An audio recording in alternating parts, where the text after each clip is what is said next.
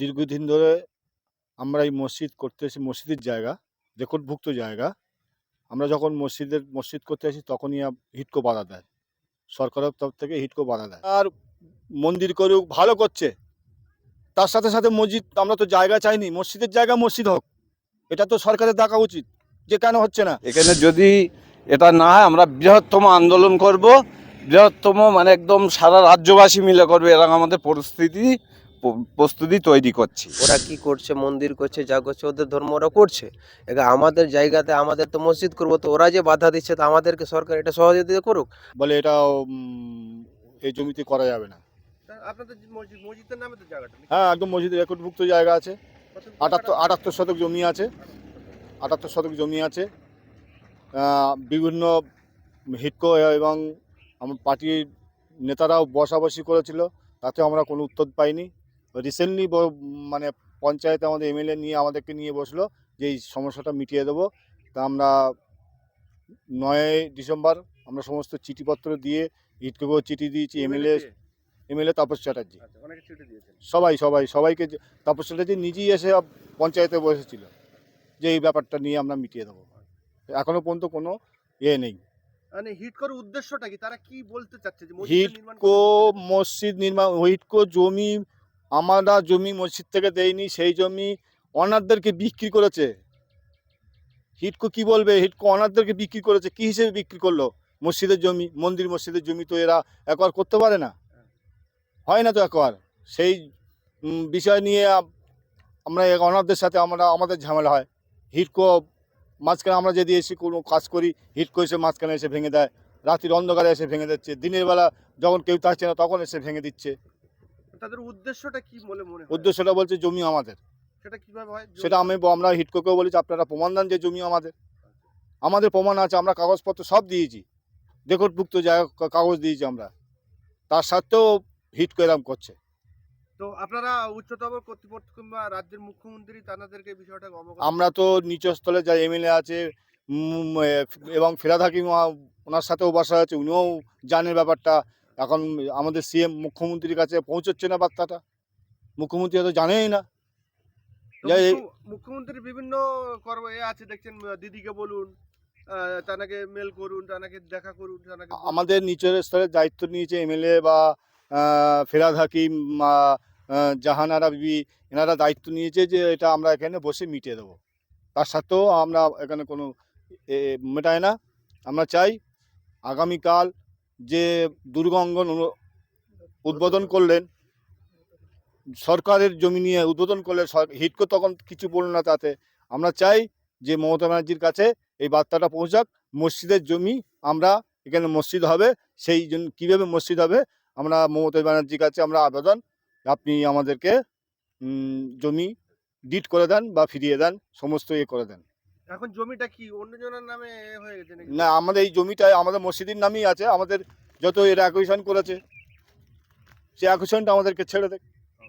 তো এই জন্য করে মসজিদ নির্মাণ আপনারা করতে পারছেন না? না, আমরা যতবার করতে যাচ্ছি, আমরা কংক্রিট দিয়ে করতে যাচ্ছি, ততবার বাধা দিচ্ছে এসে, মানে থানার পুলিশ আসছে, আমার বাধা দিচ্ছে।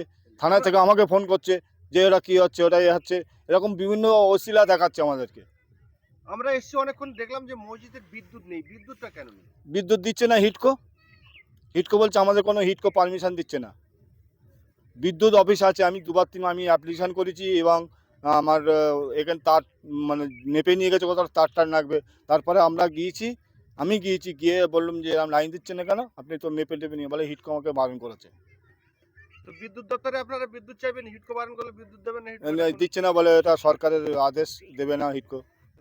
রাজ্যের একের পর এক মন্দির নির্মাণ হচ্ছে। দীঘার জগন্নাথ মন্দির হয়েছে, আপনাদের পাশেই রাজারহাটের দুর্গাঙ্গন হচ্ছে 17 একর জায়গাতে। শিলিগুড়ি মাটিগাড়াতে মহাকাল মন্দির হবে, সেই জায়গায় আপনাদের নিজস্ব জায়গায় আপনার মসজিদ করতে বাধা দান করছে। মোনারা সরকার মন্দির করুক, ভালো করছে। তার সাথে সাথে মসজিদ, আমরা তো জায়গা চাইনি, মসজিদের জায়গা মসজিদ হোক। এটা তো সরকারের দেখা উচিত, যে কেন হচ্ছে না। মন্দির করুক, আপনার 1000টা মন্দির করুক, আমাদের কোনো আপত্তি নেই। এবং মন্দির যে দুর্গা অঙ্গনার যে উদ্বোধন করলো, 80% মুসলিম গেছে ওখানে, 80% মুসলিম। ওনারা ওখানে গিয়ে ওই যোগদান দিয়েছে ওখানে মমতার উদ্বোধন অনুষ্ঠানে।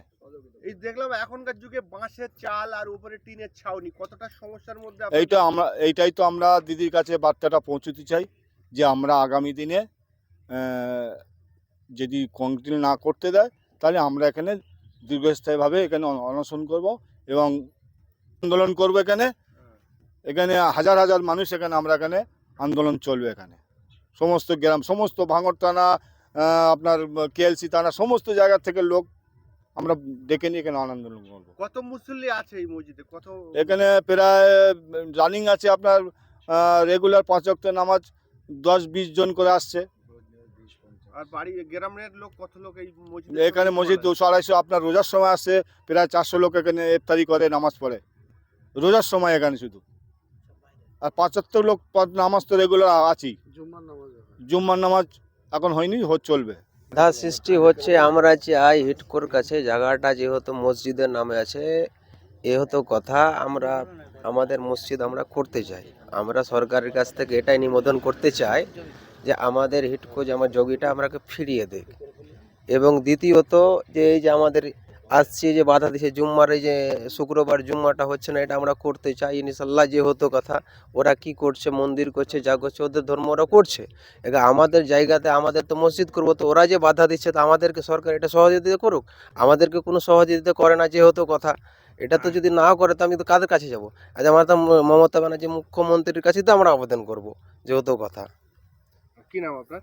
আমার নাম মোহাম্মদ অলিউল শেখ। আচ্ছা, আপনি মসজিদের সেক্রেটারি, নামটা বলুন একটু। আমার নাম আইবলি, আমি মসজিদের সেক্রেটারি। আমাদের চিনার পার্কে দিদি যখন মুখ্যমন্ত্রী হওয়ার 2011 সালে উনি বলেছিলেন যে জমি যা নিয়েছে আর জমি নেবে না, যা জমি এখন পড়ে আছে সবাই চাষিদের জমি ফেরত দেওয়া হবে, আমরা জমি হস্তান্তর করব না। এই বার্তাটা আমরা দিদির কাছে পৌঁছে চাই যে আমাদের মসজিদের জমি আমাদেরকে ফেরত দেখ, আমরা এখানে মসজিদ করব। আমি সরকারের কাছে একটাই আবেদন করব, মাননীয় মুখ্যমন্ত্রী, আপনারা দুর্গা মন্দির করছেন, জগন্নাথ মন্দির করছেন, মহাকাল মন্দির করছেন, সবই করুন, জনগণের টাকায় করছেন, তাতে তো আমরা আন্দোলন করছি না। আমাদের একটাই বক্তব্য, আমাদের নিজেদের জমি, নিজেদের মসজিদের নামের জমি, আমরা চাঁদা তুলে এই মসজিদটাকে গড়ব। এটাই আমাদের মমতার কাছে, মাননীয় মুখ্যমন্ত্রীর কাছে এটা বিনীত আবেদন। আমরা যেন এই জায়গাটাকে পারমিশন পাই, কারেন্ট ইলেকট্রিক পাই, অবশ্যই যেন এটা আমাদের দিকে ধ্যান দেয়, দিয়ে অবশ্যই যেন আমাদের এইটা সমস্যাটা সমাধান করে দেয়। যত মন্দির করুক না, কোনো অসুবিধা নেই, তা আমরা তো আন্দোলন করতে যাচ্ছি না বা বিরোধীও করছি না, কিন্তু আমাদের নিজেদের জায়গা আমাদের ফিরিয়ে দেওয়া হোক, এটাই আমার কাছে আবেদন।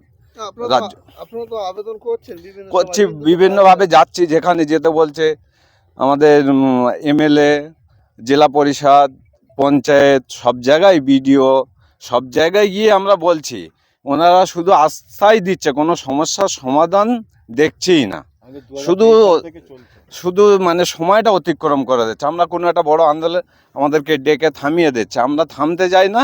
এখানে যদি এটা না হয় আমরা বৃহত্তম আন্দোলন করব, বৃহত্তম মানে একদম সারা রাজ্যবাসী মিলে করবে, এরকম আমাদের প্রস্তুতি তৈরি করছি। এটা অবশ্যই আমাদের সরকার বা মাননীয় মুখ্যমন্ত্রী আমাদের এটা সমাধান অবশ্যই যত তাড়াতাড়ি পারে দিয়ে দিক। আমার নাম আলম হাজরা।